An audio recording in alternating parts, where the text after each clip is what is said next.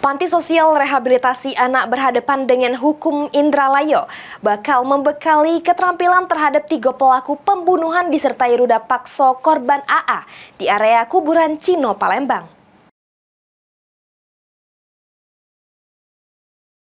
3 pelaku pembunuhan disertai ruda paksa terhadap korban AA di area kuburan Cino, Palembang.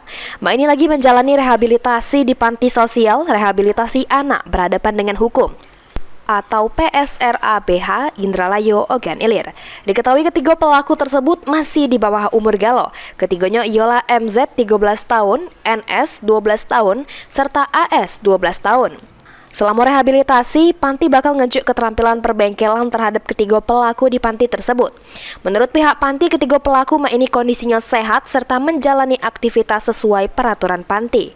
Mulai dari pembinaan fisik, mental, keagamaan, dan keterampilan, juga kedisiplinan. Contohnya apa? Ya, kita ajarin mereka sholat, ngaji, sholawatan, terus olahraganya juga ada untuk fisik, terus keterampilan juga ada, perbengkelan motor dan las.